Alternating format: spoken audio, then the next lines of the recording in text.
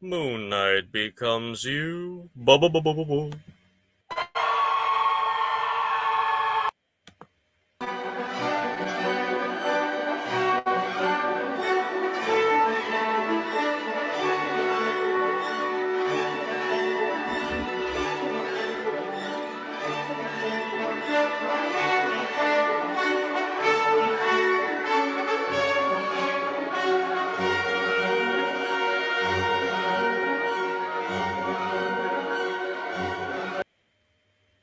Well, welcome into another Johnny Torch review.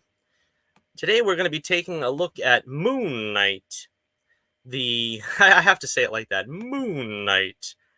The Disney Plus series starring the great Oscar Isaac. And I have to say, I was quite pleased with the show. I prefaced this whole review by saying I know next to nothing about Moon Knight as a character in the comics. I think I've seen him portrayed fairly slapstick. He's been portrayed as sort of a grim avenger. I maybe had two comics that he appeared in my whole life, so I know next to nothing about Moon Knight. This show seemed to portray all sides of that character, and I really didn't know what to expect. You have a certain expectation of going into these Disney Plus shows being somewhat underwhelming. They've been pretty scattershot. They're hit and miss. I mean, I don't think there's been really a very outstanding MCU show. The best, in my estimation, was Loki, and that one kind of it ended a little bit. It didn't quite stick the landing, as they say. But none of the MCU shows seem to have that rewatchability, and I think that's the main problem they have. And I think Moon Knight is no different. But like Loki, I was with it all the way through. A lot of people have called the show boring. And honestly, I don't know what they were watching if they thought this was boring because it basically, see, maybe because I come from a background of watching a lot of CW, DC universe shows. This show did have more action, did have more humor. It was well written.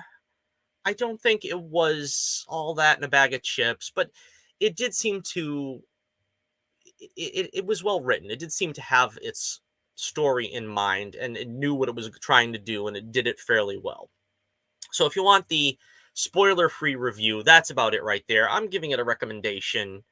I thought it was pretty good. I enjoyed it. It kind of, again, sort of like Loki, doesn't quite stick the landing in the final act.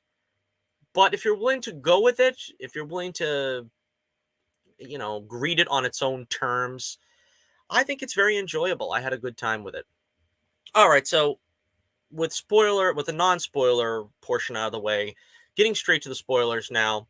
Let's take a quick overview over the show. I got no notes. We're just going to sort of go through the show basically from the top of my head. We have Stephen Grant, played by Oscar Isaac, who is a sort of a run of the mill blue collar worker. And again, I don't really know the Moon Knight characters from the comics. I don't think one of his personalities was this sort of blue collar British guy. I don't know. But he's where we start off with the show. Eventually, as things develop, we find out that he blacks out, which leads him to sort of chain himself to his bed and seal the doors so he can't get out, which I guess apparently doesn't do him any good. Through some scary situations he finds himself in, he finds that he's also a man named Mark Spector, which is, I think, more in keeping with the comic version that I know. He was sort of a mercenary, sort of a soldier for hire. And these two personalities compete for body time in, I guess, Mark's body. As we later find out, he's the dominant person. He's the actual person. And it's pretty interesting. Now, see, I'm a big fan of the dual personality character.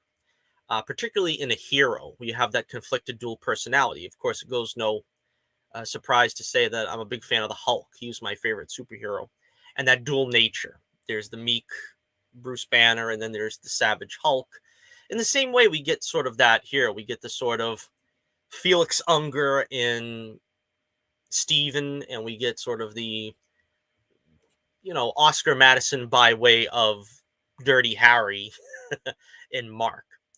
And as the show progresses, seeing them sort of fight for body time again, it's a character like Venom that it's also very in keeping with that, where they both have to share the same space, but it's very difficult for them to know when the right personality should emerge, and the other personality usually fights the one personality for dominance.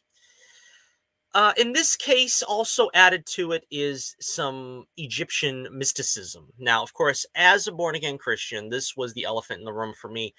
I'm not particularly a big fan of when they do stuff like this, and it reminded me a lot of Ghost Rider, where Ghost Rider gets his powers from a demon or fallen angel, if you prefer, and he's working for Satan. And usually when you add those type of things to a show, I don't particularly like them. In this case, uh, it's Egyptian mythology, it's pagan deities that facilitate the power for Moon Knight and so on and so forth. Uh, Again, they really sugar coated Thor, because that was kind of a sticking place too, where in Thor it's Norse gods, but they're really aliens, and then sort of primitive man thought they were gods, and so the same kind of thing can be used with Ghost Rider, where it's I think they use Mephistopheles, if I'm saying that right, and it's not really Satan, so they kind of try to get around it. Mephistopheles.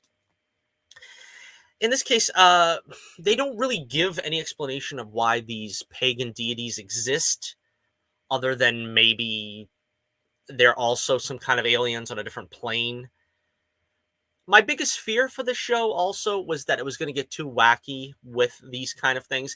And not to jump ahead too much, but I guess we will. The final two episodes did sort of trail into that, where Mark slash Steven is shot, and they go to some kind of version of the afterlife where a hippo goddess sort of is there to ferry them to their final rest. And I won't get into the whole thing, but again, this is kind of weird stuff. This is stuff that I was kind of hoping they weren't going to go into. I mean, it's one thing with, like, I think they even hinted at it, the Lion King-esque afterlife of Black Panther, where the old Panthers sort of go off to pasture and enjoy the green fields of heavenly Wakanda or something like that. They try to suggest in this that there are many other afterlives for many other different paths that many other different people are on. Of course, it's not really a Christian message, but um, I'm guessing that's what they were going for here. Sticking with religion and also talking now about the backstory of Mark. It's interesting to me that he's Jewish, which I believe is canonical in the comics. But Moon Knight, being an Egyptian character with an Egyptian background, and his costume was made up primarily of, like, looking like a mummy. It's very interesting because that's sort of a Muslim versus Jewish thing existing in one, and they don't really ever sort of talk about it. And I found that an interesting thing. Not that it was something that they really should have addressed full born, but again, that's kind of an interesting paradox, if you will, in a show that's full of paradoxes, and we'll get to more of that in a second. Of course, we have Layla, who is the love interest here, and she's married to Mark in his Mark persona, but in a very interesting way. Again, it's very clever. It's very well written, and it makes you wonder. There's sort of a battle for her affection to a very small extent between Steven and Mark. And it makes you wonder, it is the same guy, isn't it? It's not exactly cheating if it's the same person, if it's the same body with technically the same brain, the same mind, but with different sides of the mind. It's very complex and very confusing, but I found that an interesting aspect of it as well. And of course, a lot of people, let's address this right off the bat, a lot of the nerdrotic types are going to say it's the MCU. They tried to give her too much to do and she became the hero in the final act. I think there was some heavy handedness in the final act that I will admit, where they literally have a scene where some little girl says, "Oh, you're an Egyptian superhero." And she says, "Yes, I am." And so it's sort of like, if you didn't know, this is your female, strong, powered superhero Egyptian woman, as if that has never existed before. Automatically my mind went to ISIS in the DC universe. But again, a little heavy-handed, a little too much on the mark. We know, that potentially some kid out there is looking to Layla, which they never say her superhero persona. I believe I heard it was Scarlet Scarab, although I don't know that for a fact. But anyway, we don't really hear what her persona is. But we know this is the big scene. We are saying that some Egyptian little girl out there can now say they have a hero that looks like them, the message. And of course, that was pretty heavy handed. And I think, but see, I don't really think involving her too much in this final act was that big of an issue because again, they give her plenty to do during the show, and sort of the story arc, if you were, for her is Khonshu, who is the Egyptian god of baklava, whatever it is. He wants to have her as his new icon, in other words, sort of making her the new Moon Knight. But Mark is already his Moon Knight, so he doesn't want to give up the role just basically to spare his wife from becoming the new Moon Knight. That's what I got out of it. And I thought it progressed very well that he's sort of protecting her, and she multiple times says that she doesn't want that power, but she ends up getting this power from, I think it was the hippo goddess or whatever. So again, it kind of felt like she was accepting her destiny in a different way. She doesn't really supplant Moon Knight, but she gets her own powers in her own way as a sidekick. In a way, it didn't bother me very much, although it did seem like I said, the ending was a little flat. It seemed like Moon Knight doesn't really, have a flashy villain battle. He doesn't really beat the bad guy. And he sort of does it in spite of himself, which is sort of the, I guess, cliffhanger for next season. Let's talk about the villain for a minute. Ethan Hawke as I don't even remember his name. I referred to him as the Bob Ross of villains, but I thought he was very clever. See, the whole gimmick with him was balance. He's got a tattoo of scales on his arm, and he carries a cane that sort of imbues the person with the power of balance, so to speak. And he is basically played by Ethan Hawke very balanced. He doesn't really, I think perhaps he was too balanced. He doesn't really go overboard in rage and outright anger. And at the same time, he seems pretty quiet and mild mannered, albeit somewhat sinister. So I guess it was a pretty good balance on their part, given what the character was supposed to be. I thought he played it very well, but I don't think he's going to go down as one of the greatest villains for that reason. He doesn't really assume a final form. His plan is basically to unleash the crocodile goddess, which sort of possesses him at the end, but again, it doesn't turn him into anything anyone would be particularly afraid of. He just looks like Ethan Hawke still with a cane and a purple robe or something. It's kind of underwhelming, but again, I thought the character was interesting, and the idea is that Khonshu, this sort of bird skeleton god that's in charge of Moon Knight, and he bestows his powers to somebody, creating Moon Knight, he's sort of a protector of vengeance, where he'll end up killing the bad guy. And this crocodile goddess, which again I don't remember the name, the reason why Ethan Hawke is working for her is she decides to see the whole person's life, knows what they will do as well as what they have done, and punish them for what they will do in as much as what they have done. So that, again, in some kind of weird cultic way, this logic appeals to Ethan Hawke, and he's going to end up working for her so that people won't even get a chance to do wrong. So again, I felt like this was very well written. I felt like this was pretty well put together. Again, it's an idea that it kind of gets a bit afield of itself. I think maybe again with I didn't feel like this show had anything boring that could have been edited out. I think maybe they could have tightened it up a little bit and put some of that effort to maybe a more spectacular finish. We see Moon Knight's origin, just to touch on that briefly. Again, I don't know any of this, whether it's true or not, but it's a very depressing episode, episode 5, where we find out that Mark's younger brother ended up dying in a tragic accident when they were both children because, well, Mark, being whatever he was, 9 years old or something, was probably not in any position to look after his brother properly. So, you know, it kind of is what it is, but he sort of takes the blame for the death of his brother. His mother mistreats him, outright abuses him after a while, becomes an alcoholic. Again, it's very dark stuff. I don't particularly like things to get too dark.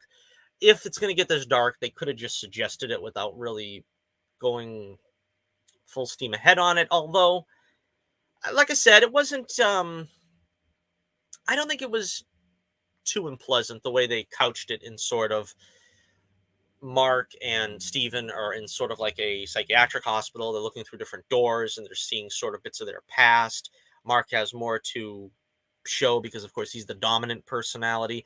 And so it's found that because of this child abuse is when he created this other personality, which is Steven.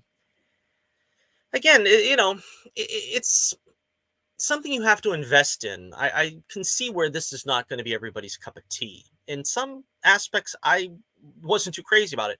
I think Oscar Isaac goes a long way in selling it, though. I mean, we already know he can be sort of the leading man as Mark, and he's the sort of gung ho, all hands on deck, can handle any situation hero. At the other time, we see him as sort of, like I said, like a very posh and nebbish character in Steven, where he's, basically, if you sneeze on him, he'll fall over. You know what I mean? He can't handle anything. And seeing both of these characters vie for the same space is very entertaining. Of course, once he becomes Moon Knight, there's sort of Mr. Knight, which is basically Steven's version of Moon Knight, where he's basically in a tuxedo, a white tuxedo or something with a mask on, looking very proper. And he's got skills, but probably not quite the level of Mark. When Mark becomes Moon Knight, he becomes what the comic book Moon Knight looks like, which is basically with a hood and a cape and some kind of throwing moon disc. So again, it's very interesting to see them both go at it in different ways. That was something that I was a little concerned about because, again, the Mr. Knight persona kind of came off a little bit like Deadpoolish. You know what I mean? It's mostly played for laughs. But at the end of the show, they both need to change back and forth to different versions of Moon Knight, and I don't know if that was really necessary. I kind of feel like Steven is supposed to be kind of the more knowledgeable half. He kind of knows more about the Egyptian artifacts and relics, and then of course, Mark is more the man of action, knows how to handle the bad guys and so forth. Also, kind of reminded me a little bit of the Mummy with Brandon Fraser, a little bit that kind of Raiders of the Lost Ark a bit, sort of that kind of globe hopping, motif that these kind of Egyptian slash mummy films are known for. Even the original with Karloff. Like you kind of felt it a little bit, bits of that as an influence. So yeah, to round it up, like I said, I'm really looking forward to seeing what they can do in a season two. I knew for a fact that there was a third persona. Looking forward to the next season. The third persona was sort of from what I remember, like a flophouse bum. He was a cab driver. And the way the show ends with its after credit scene is that persona. Well, apparently that persona manifested, and Mark and Steven weren't the persona that actually defeated Ethan Hawke, but was this third persona. And I'm pretty sure there was only three. I don't know if they've done any more in the comics since the 80s. But and this third persona takes Ethan Hawke for a ride, as it were, and basically assassinates him. Khonshu apparently leaves Mark and Steven alone, but apparently kind of goes back on that by, I guess, placing this third persona into them, and now he's controlling them through that third persona. Again, it's very challenging, this show, I think. It makes you need to pay attention. If you can't follow it, I mean, if you don't want to follow it, you won't be able to follow it, I think. And that might be one of its weaknesses. I've heard some people complain that there's not quite enough Moon Knight in it. I think that maybe the case. I do think there's a lot of action. Um, Perhaps not enough Moon Knight action. Maybe they could have gone a little bit deeper with showing him become Moon Knight. But at least this version of Moon Knight is sort of, like I said, a man of action. You don't see Moon Knight hanging around. He's not talking to the police. He doesn't have his own Commissioner Gordon. He doesn't. He's more of a character that transforms and does the dirty work, and then when it's done, it's back to Mark and Steven or Steven. And it would be more interesting if we see him maybe interacting or reacting to things as Moon Knight a little bit more. Just a possibility. All right, so, and as I said, Oscar Isaac, I've also heard complaints saying that he's wasted in this role. He's giving two performances here, and he's doing great at both of them. I would say he should be nominated for an Emmy for this. I mean, he's basically playing two different characters and selling both of them. And, probably if there is a second season, he's going to be selling three characters. To say nothing of Moon Knight, which I don't know if it's a stunt double in the costume. There's a few scenes of him with a mask off, with a costume on. It could be the old Nicholas Hammond thing where, he's in the costume when the mask is off. But basically, whenever the mask is on, it's some stunt man, or possibly even CGI character. Although I think most of the costume time was sort of practical. At least it seemed that way to me. All right, so let's see. Rounding this up, I'm going to give Moon Knight, the first season, I'm going to give it 4 stars out of 5. I'm going to give it a B+. That's, I think, a little less than what I gave Loki and WandaVision. I believe I gave them both an A-. This could have easily gotten an A-, but like I said, there are some things that kind of didn't quite hit me right the way it did with Loki, and to a lesser extent WandaVision.